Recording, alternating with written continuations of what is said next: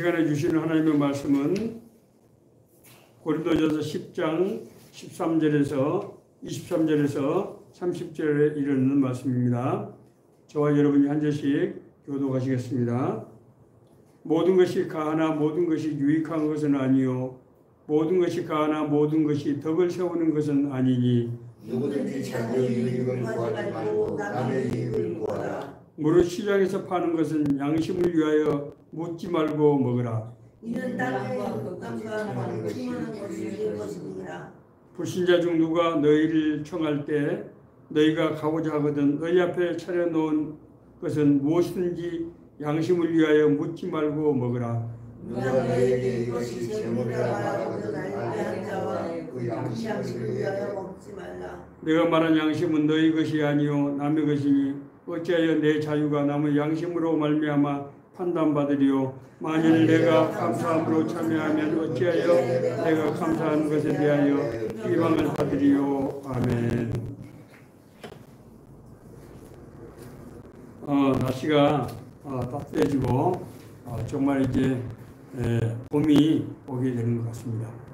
2월은 봄으로 이어지는 여정이죠. 정말 금년 2월 이제 이달이 정말 기대가 많이 됩니다. 날씨가 한결 따뜻해지니까 얼마나 좋은지 모르겠습니다. 오늘은 우리 신앙인들의 세상과의 관계에 있어서 우리가 어떤 생각을 가지고 어떤 원칙을 가지고 어떻게 살아야 될 것인가 하는 아주 굉장히 실제적이고 중요한 문제를 다루게 되었습니다. 저는 어렸을 적에 제가 젊은 시절이죠. 가정을 이루고 이제 제가 어머니의 제사를 모시게 됐을 때 저에게 좀 고민이 한 가지가 있었어요. 이 제사를 유교식으로 드려야 되나 아니면은 기독교 예배로 드려야 되나 하는 것을 결정하는 것이었습니다. 왜냐하면 어머니께서 생전에 교회를 몇 번 다니신 것을 제가 보긴 했지만은 진짜로 구원받으신 것인지, 왜냐하면 지속적으로 교회를 출석할 수 있는 환경이 아니었기 때문에 그런 확신이 없었기 때문에 제가 이제 우리 유교적인 전통적인 제사 양식과 기독교 충무 예배 사이에서 좀 혼란스럽고 갈등을 좀 겪었던 것입니다. 그런 저를 어머니께서 아시고 꿈에 우리 누님에게 이제 나타나셔서 현선이가 내 제사 때문에 자꾸 혼란스러워하는 것 같은데 나는 이미 구원받았으니 기독교 추모 예배로 드리도록 하라. 그렇게 어머니께서 명시적으로 말씀을 하셨습니다. 신앙생활을 하면서 맞닥뜨리게 되는 딜레마 중 하나는 이전의 세상적인 풍습과 관계를 어떻게 하느냐 하는 것입니다. 아마 누구도 이 문제로부터 자유로울 수는 없을 것입니다. 이전의 삶을 그대로 답습하자니 말이 안 되는 것 같지만은 또 우리가 당장 먹고 살아야 되는 현실 속에서 풍습과 단절하는 것이 쉽지 않다고 하는 것입니다. 여러분은 어떻습니까? 여러분들이 일하는 일터의 세상적인 문화, 그리고 또 그 일터에서 또 아니면 사회적인 친구로 관계 맺고 있는 불신자의 친구들, 이런 관계를 우리가 어떻게 설정하느냐, 그 안에서 우리가 어떻게 행동할 것이 하는 것이 우리 신앙생활에 굉장히 중요하다는 것이죠.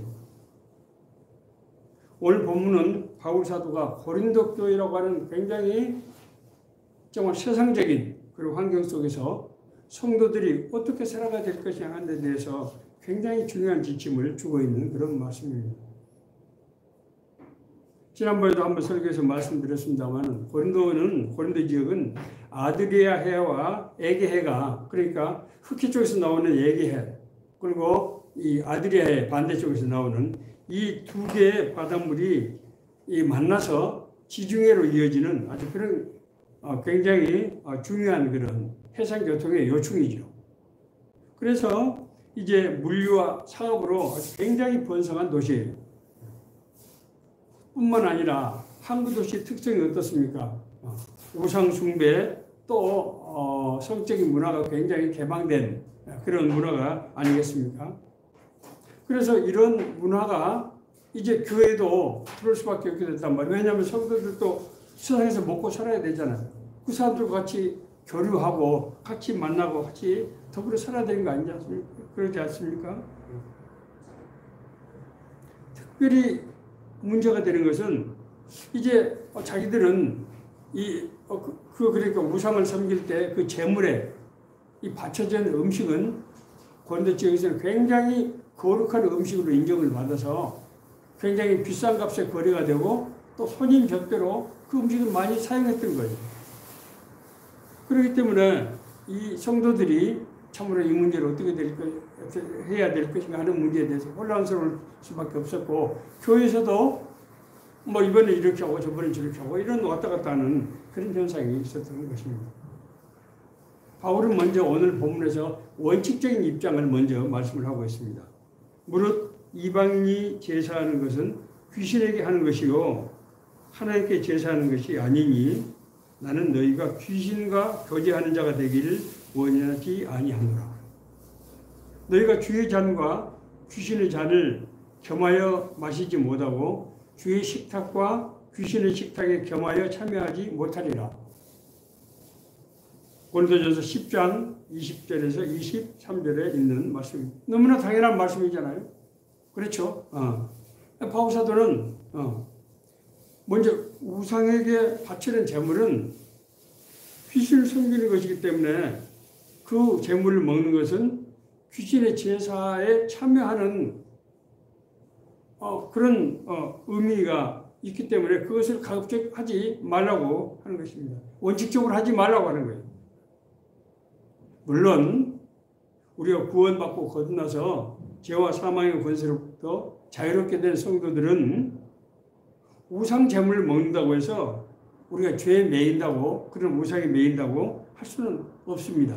왜냐하면 음식은 음식일 뿐이지 않습니까? 문제는 그런 것이 모든 것이 가하나 모든 것이 유익한 것은 아니다. 그러면 먹어서 무슨 자기가 그런 악의 영향을 받는다든지 그런 문제가 성도에게는 있을 수가 없다는 거죠.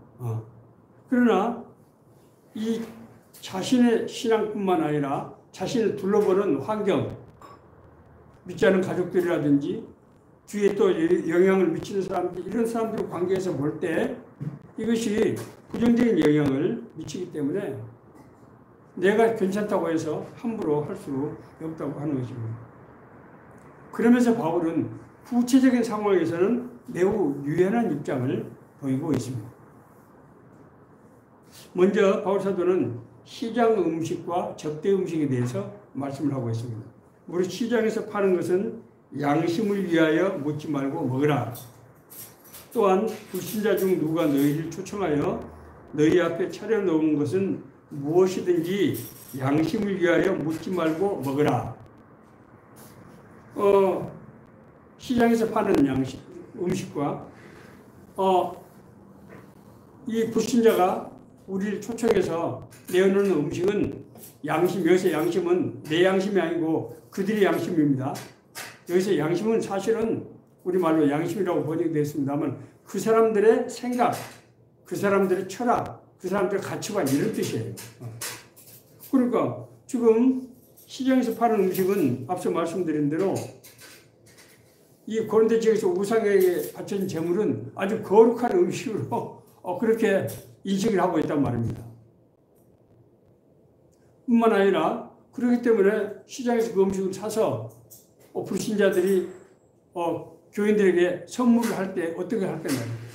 그 사람들은 이것이 귀한 음식이고 정말 좋은 음식이기 때문에 자기가 정말 마음을 들여서 이 음식을 지금 접대하거나 선물하거나 하는 거 아니겠습니까? 그래서 이걸 거부할 경우에는 그 사람들이 얼마나 상처를 받게 되겠느냐.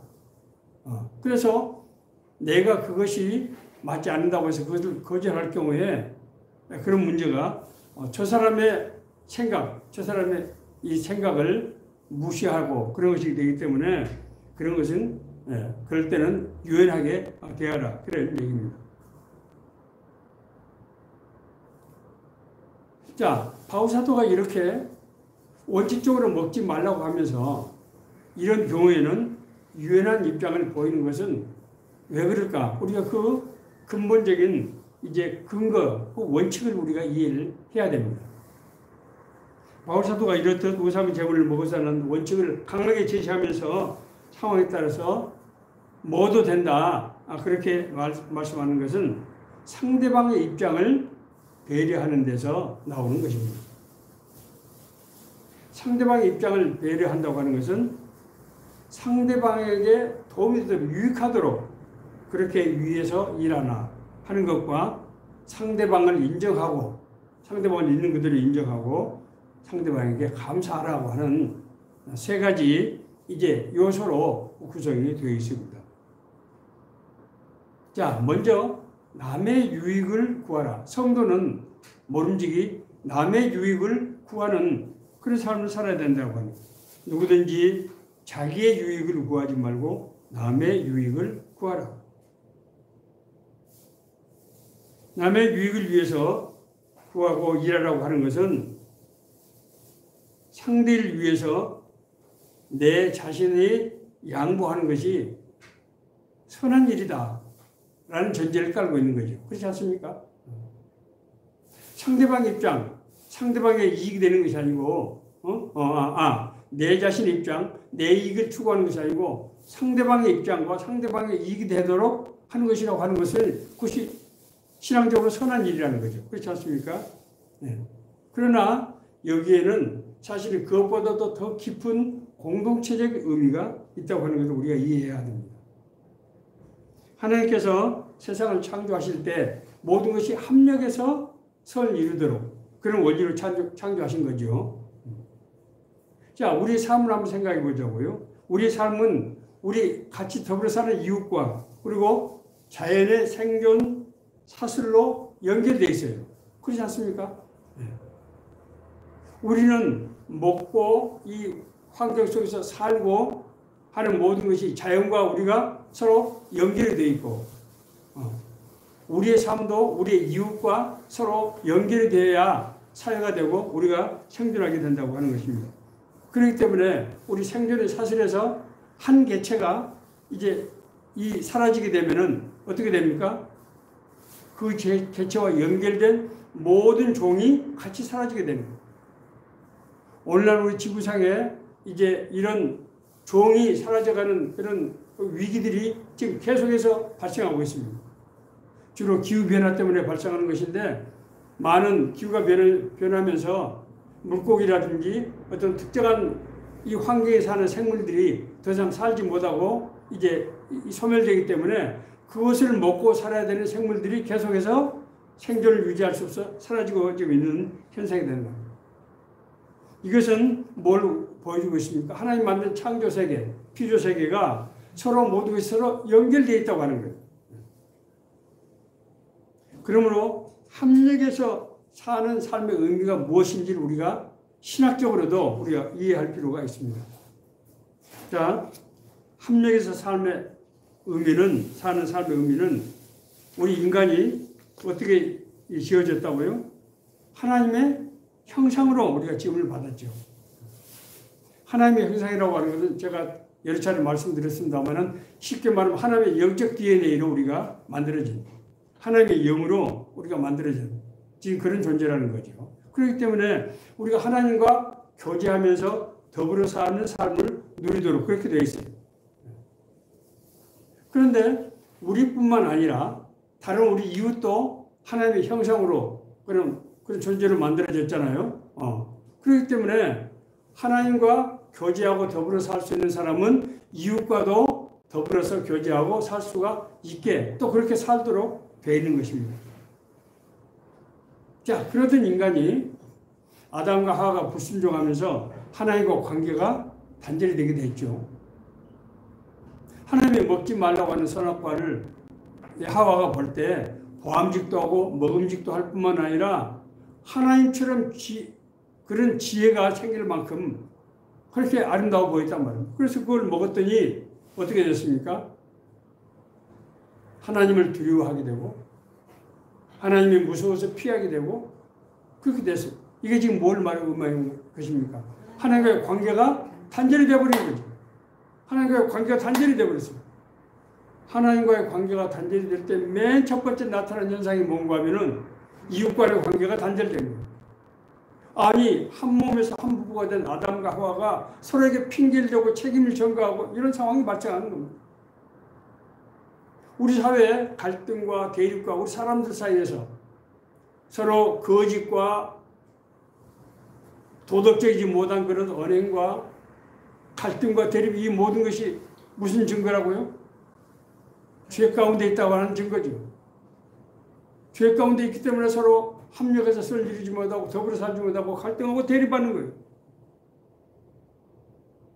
이런 상황에서 하나님께서 우리를 구원하심으로써 하나님의 형상을 회복하게 하셨단 말입니다.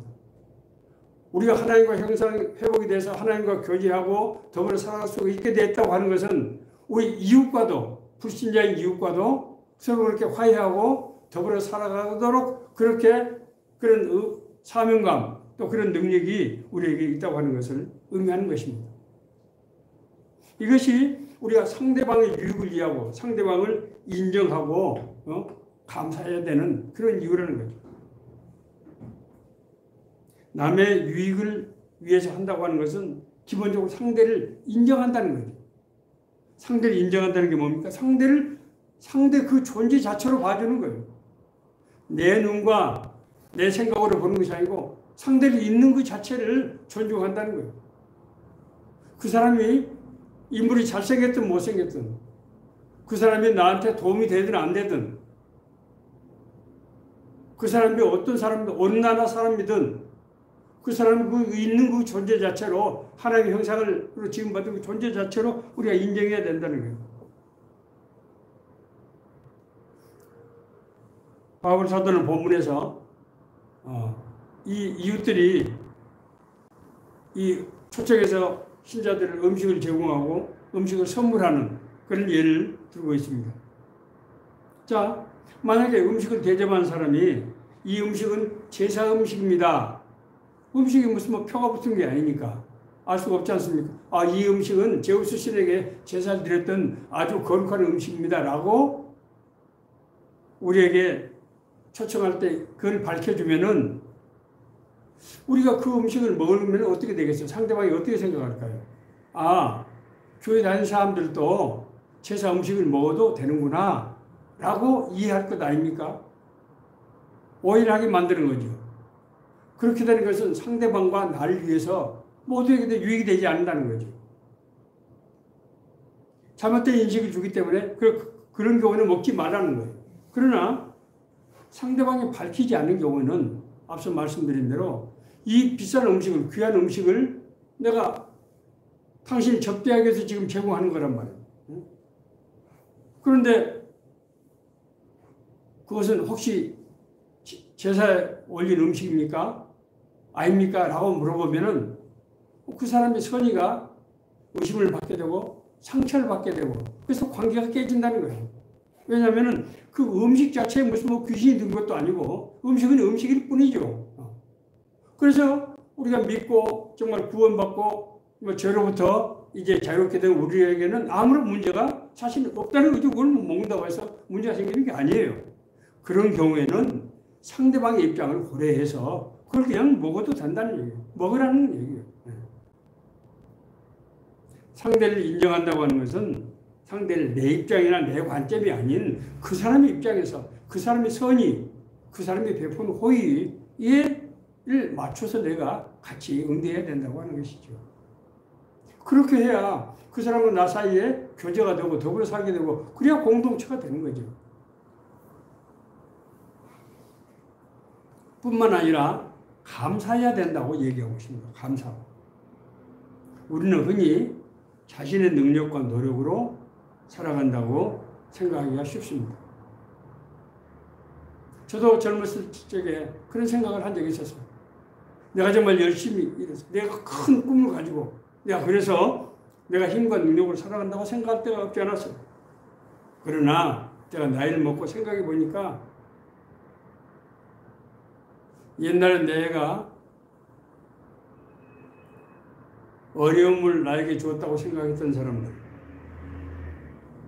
나에게 무관심했다고 생각하는 사람들, 내가 살아온 환경들, 이런 모든 것들이 정말 나의 삶에 서로 큰 도움을 주고 어떤 기반을 만들어주고 연결고리가 됐다고 하는 것을 제가 깨닫게 되었습니다. 내가 먹고 입고 평안히 안전하게 그리고 배우고 그리고 직장에서 일하고 했던 모든 것들이 내 혼자 내 힘과 능력으로 되는 것이 아니고 이미 내 앞선 사람들이 그 터전을 만들어 놨고 그 사람들의 수고와 노력으로 여러 가지 학문적인 지식에 쌓아놨고 그리고 그 사람들이 그 음식을 팔고 그 사람들이 그 의사가 있고 병원이 있고 했기 때문에 내가 그분들의 도움으로 건강하게 그렇게 살아왔다는 거예요. 그렇지 않습니까? 세상에 누구도 유아독존은 없어. 혼자 사는 사람은 없다고요. 우리가 모두가 우리 사회와 우리 이웃들에게 우리 선대 사람들에게 빚을 지고 있는 겁니다. 이것을 우리가 깨닫지 못하면 그것은 미성숙이에요.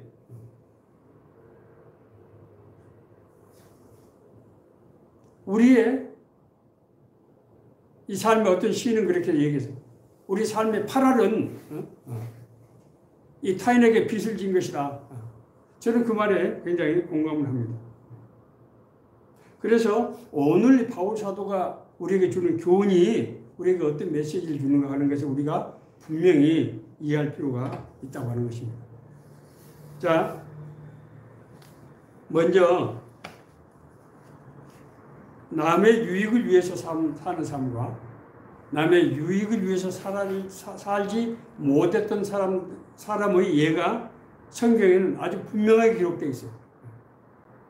여러 가지 사례가 있습니다만 그 대표적인 사례가 제가 볼 때는 이 이스라엘의 초대 왕이었던 사울 왕과 다윗의 관계라고 생각이 됩니다. 사울 왕은 제가 왕이 될 수 있는 자격이 있어서 왕이 된 사람이 아니에요. 하나님께서 그를 지목해서 이스라엘의 초대 왕으로.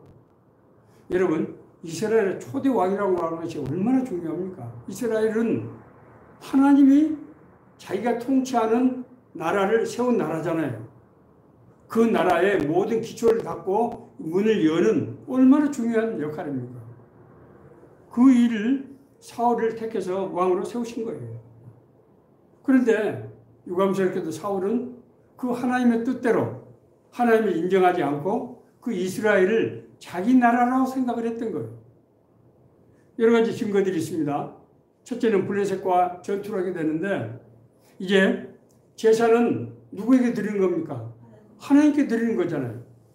그러면은 하나님의 뜻대로 하나님의 지정한 사람이 드려야 되는 거예요. 하나님의 뜻대로 드리는데 하나님의 뜻과 관계없는 사람들이 제사를 드려서 그것이 말이 되겠습니까? 그래서 사무엘 선지자가 와서 제사를 드리기로 했는데 사무엘 선지자가 약간 좀 지체가 됐던 것 같아요. 사울이 기다리다 못해서 자기가 제사를 집전하게 됩니다. 사울이 자기가 제사를 집전했다고 하는 것이 뭘 의미하는 것입니까? 내가 제사를 집전하면은 하나님의 도움을 받아서 블레셋과 전투에서 이기게 되는데 하나님을 자기가 전투에서 이기는데 쓰임받는 그런 방편으로 생각을 한 것이죠. 하나님께서 그 전투를 하라고 하실 것인지 하지 말라고 할 것인지 어떻게 할 것인지 하는 것을 제사를 통해서 하나님께서 말씀 주시고 인도를 하실 텐데 그것을 자기가 사명을 받지 않은 사람이 그 제사를 드리는 거예요. 하나님과의 관계뿐만 아닙니다. 인간과의 관계도 마찬가지예요. 당시에 암몬 족속은 원래 이 로스 후예로 이제 이룬 나라인데 롯은 아브라함과 이 아브라함의 조카 아닙니까? 그런데 암몬 족속이 이스라엘 민족을 끊임없이 괴롭히고 나중에 암몬 족속이 결정적으로 잘못한 것은 가나안 땅에 들어가려고 할 때 광야에서 그 길을 막은 겁니다. 아니 생각해 보세요. 가나안 땅은 하나님의 나라를 이루기 위한 그 땅인데 그 길을 막았었단 말입니다.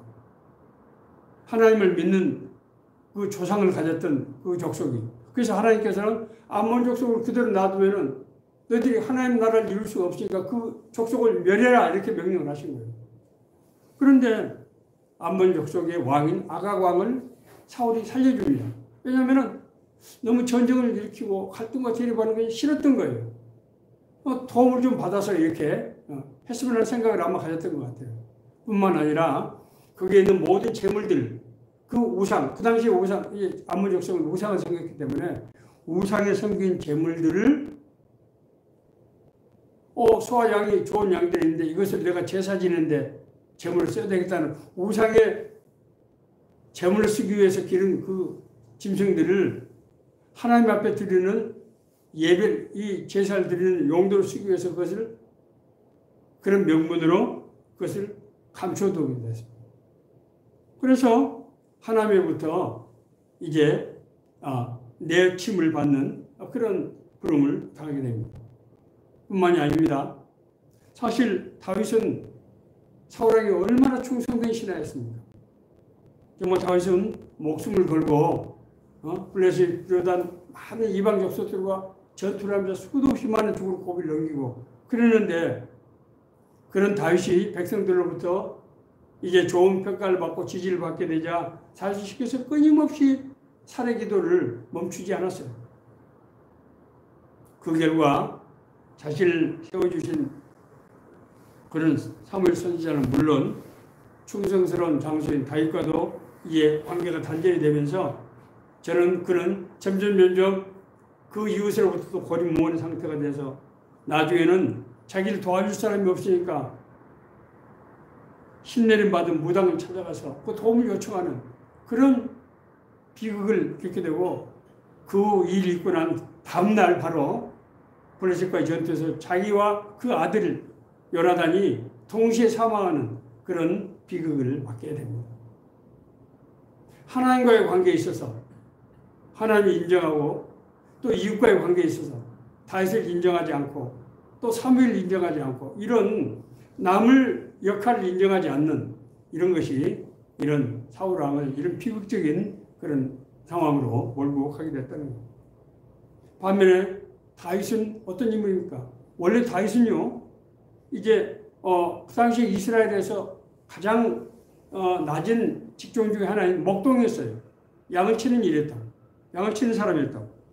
그런데 다윗의 마음속에 하나님을 경외하는 마음을 품고 있었어요. 그래서 블레셋과의 전투가 이루어졌는데 그때 당시에는 다윗은 소년이고 전쟁에 나갈 20세 이상이 돼야 20세 이상이 돼야 전쟁에 나가는데 다윗이 20세가 되지 않았어요. 그래서 전쟁에 나갈 수가 없었는데 블레셋의 이 맹장 골리앗이 이스라엘 족속들을 멸시하고 조롱하는 것을 듣고 아니 하나님의 군대를 저렇게 조롱하고 멸시하는 저런 놈을 가만히 두고 볼 수가 있느냐. 내가 나가서 저런 걸 맞닥뜨려서 내가 대항하겠습니다. 사울 왕에게 그렇게 해서 간척해서 자기가 나가게 되는 거예요.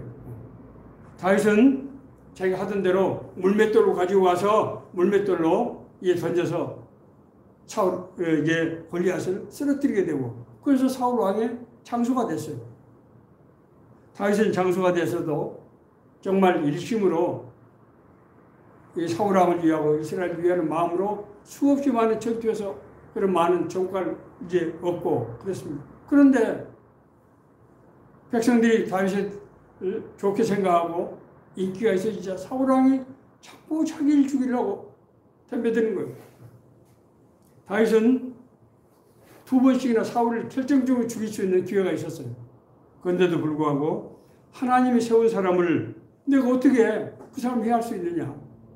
그것은 그 사람의 운명은 하나님이 알아서 하시고 그래서 2번씩이나 살려줍니다. 그런데 사울은 그 살려준 다윗을 그럼에도 불구하고 그 뒤에도 계속적으로 다윗을 해하려고 그렇게 노력을 합니다.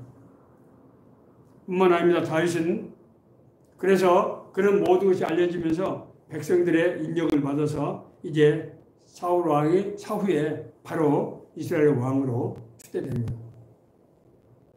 다윗은 이제 이 왕으로 된 후에 법궤, 여호와의 언약궤를 자기 왕궁에 들어옵니다. 그 당시에 법궤 때문에 많은 재앙이 있었기 때문에 사실 왕궁에 이 법궤를 들어온다고 하는 것은 정말 굉장히 위험한 일이었어요. 그러나 다윗은 하나님의 언약, 하나님께서 이 나라를 자기 뜻대로 세우시는데 내가 하나님의 언약을 받들지 않고 어떻게 나라를 세울 수 있겠냐 해서 그 법궤를 이 왕궁에 이제 유치를 하게 된 것입니다. 안치를 하게 된 것입니다. 뿐만이 아닙니다. 다윗은 성전을 세우기 위한 모든 준비를 다 했어요. 왜? 이 나라는 하나님이 통치하시는 나라이기 때문에 우리가 이 예배를 제사를 통해서 하나님을 섬기고 하나님 인도하심을 받아야 된다는 믿음이 있었던 것입니다. 다윗은 자기를 구원하시고 인도하신 하나님을 감사하며 하나님을 하나님으로 인정하는 일을 했던 것입니다. 그랬더니 모든 백성들이 다윗을 추앙하고 그래서 다윗의 자손들이 이스라엘이 멸망할 때까지 다윗의 자손들이 이제 이스라엘을 통치하는 왕위를 이루게 됩니다.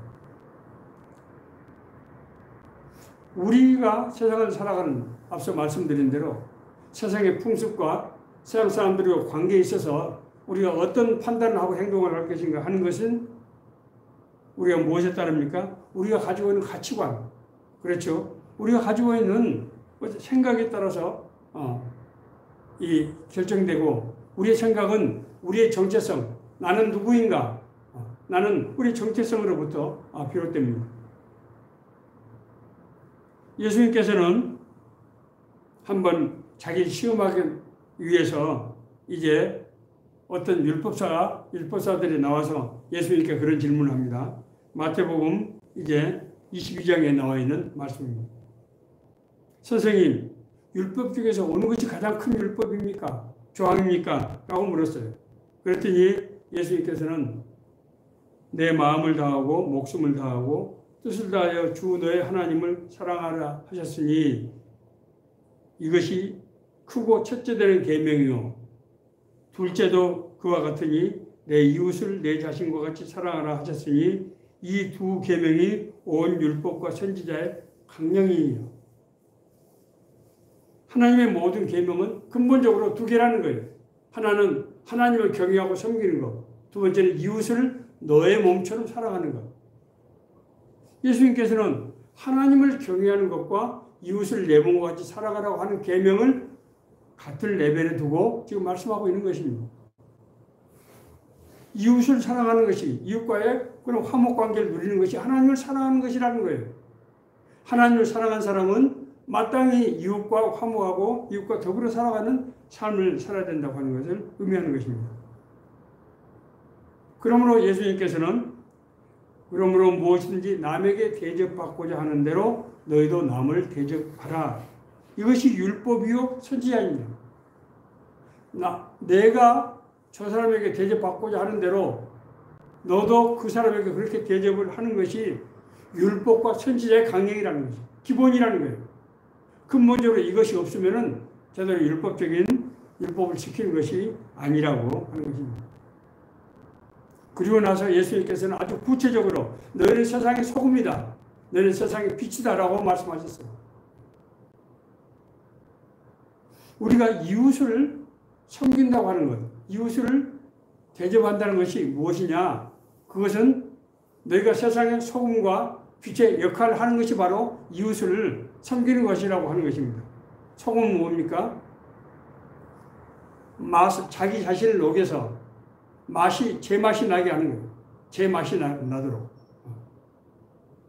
내가 내 자신을 녹여서 그 사람이 본래 그 사람이 그 존재인 그 하나님이 만드신 그 형상 그대로의 맛을 내게 하는 것이라고요.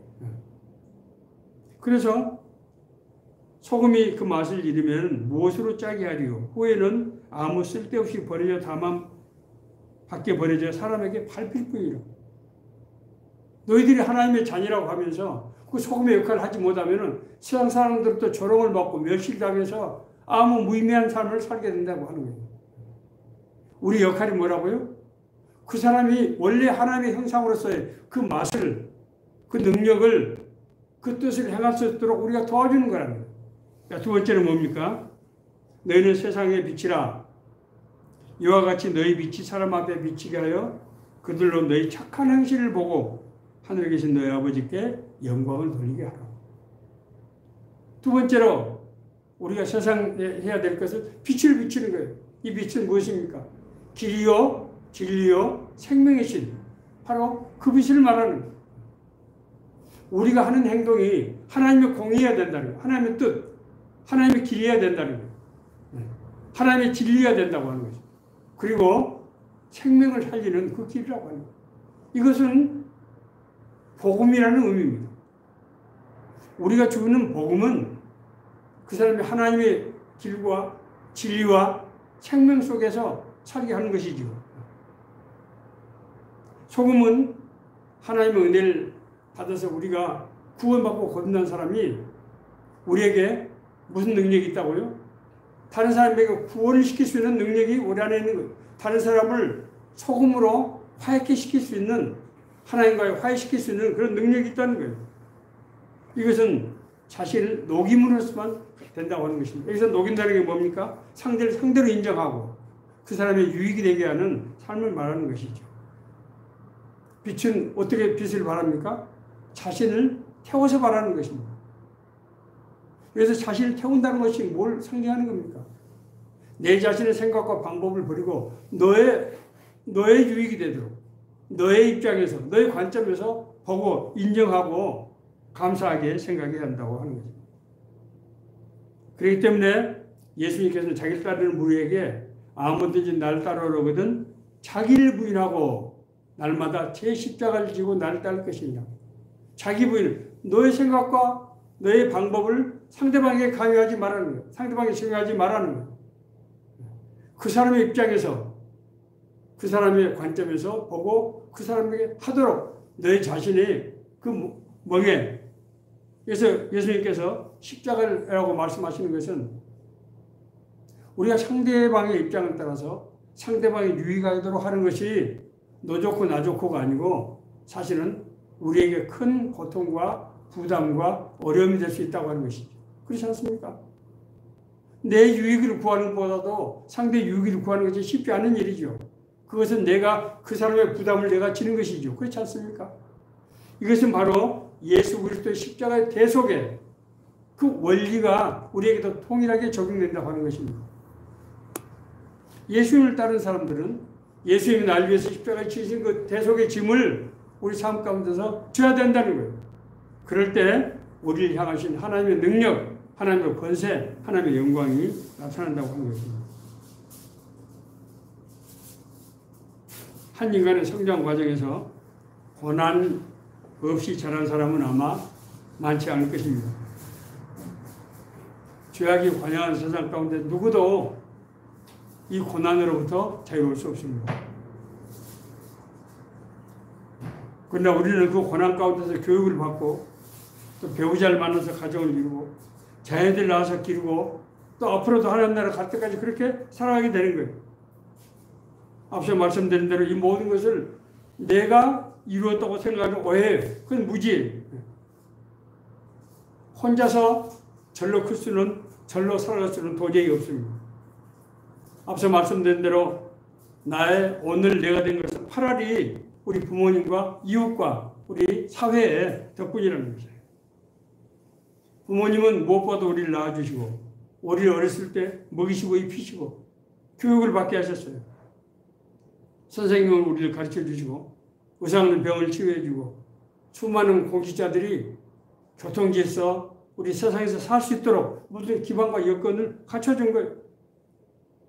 우리가 오늘날 이런 소득을 받고 사는 것은 70년대, 80년대 우리 앞선 사람들이 중동에 가서 그 정말 땀을 흘리면서 벌어온 그 돈이 우리 사회에 투자가 돼서 이런 사회적인 인프라, 대한민국이 됐기 때문에 오늘날 우리가 이런 축복을 지금 누리고 있는 것 아닙니까? 여기에 대해서 우리가 감사해야 된다는 거예요. 감사를 모르는 사람은 자기 자신만 생각하는 자기만을 보는 상대를 보지 못하는 이기적이고 미성숙한 인격이라고 하는 것입니다. 뿐만이 아닙니다. 고난도 우리에게 큰 선생님입니다. 고난은 통해서 우리는 인내를 하게 되고, 인내는 우리를 어떻게 합니까? 우리를 연단시키고, 그래서 우리가 하나님을 믿고 우리가 구원받을 수 있는 토대가 여기서 됐다고 하는 거예요. 실제로 많은 사람들이 구원받는 계기는 자기가 고난 가운데서 하나님을 맡게 되는 그런 은혜가 임했다고 하는 것입니다. 말씀을 마칠 때 한 가지만 제가 예화를 들고 말씀을 마치겠습니다. 마태복음 18장에 보면은 용서할 줄 모르는 종의 비유라고 하는 얘기가 나옵니다. 어떤 사람이 임금이 이제 어떤 사람에게 1만 달란트의 빚을 탕감해 줬어요. 1만 달란트는 도저히 갚을 수 없는 부채라는 의미입니다. 왜냐하면 1달란트가 금 20kg을 말하는 거거든요. 그러니까 1만 달란트면 도대체 어떻게 되는 거예요? 이건 도저히 갚을 수 없는 빚이라는 뜻이에요. 우리 인간의 구원을 상징하고 있는 것입니다. 이 사람이, 이 왕이 이 사람 그 빚을 탕감해 줬어요. 엄거를 쳐줬어요. 그런데 이 사람은 자기에게 이제 100데나리온의 빚을 진 사람에게 그 사람을 잡아서 빚을 갚지 않는다고 감옥에 쳐 넣어버렸어요. 100데나리온은 아주 작은 돈입니다. 그러니까 1만 달란트의 이 빚을 탕감한 사람이 100데나리온, 이 한 데나리온은 하루의 품삯이니까 100데나리온은 100일 정도 품삯이죠. 이것을 이제 탕감해 주지 않고 감옥에 가둬버렸단 말입니다. 그때 이 사실을 알 임금이 노해서 내가 너에게 탕감해 준 빚을 취소하겠다. 탕감을 취소한 거예요. 그래서 이 사람은 다시 이제 고난에 받게 되었다고 하는 것을 설명하고 있습니다. 이것은 구원받고 거듭난 우리가 하나님으로부터 도저히 감당할 수 없는 그런 은혜, 빚을 지고 실제로 우리 삶이 우리 부모님을 비롯해서 우리 주변 사람들, 우리 이웃에게 말할 수 없는 빚을 지고 있는데 거기에 합당한 삶을 살아야 되는 것이 성도의 바람직한 삶이라고 하는 것입니다. 오늘 이 말씀을 우리가 생각할 때 우리 자신의 삶을 되돌아봐야 됩니다.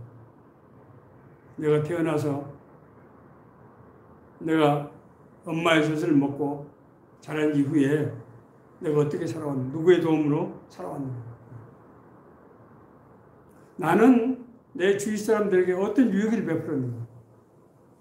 나를 통해서 구원받고 거듭난 사람이 있는가. 그 사람들이 어떻게 살고 있는가. 나는 내 주위의 사람들에 구체적으로 어떤 도움을 주었고 또 어떤 도움을 줄 생각을 하고 있는가. 이런 것들을 우리가 돌이켜봐야 한다고 하는 것입니다. 예수님께서는 너희는 세상의 소금이다, 너희는 세상의 빛이라고 말씀하실 때 우리 자신을 녹이고 우리 자신을 태워서 이웃과 함께 더불어 사는 삶을 살도록 그렇게 말씀하고 있습니다. 오늘 전하는 이 말씀이 우리 각자에게 주시는 생명의 말씀, 은혜의 말씀이 되기를, 하나님께서 정말 약속의 말씀이 이루어지는 그런 역사가 있게 되기를 간절히 바랍니다.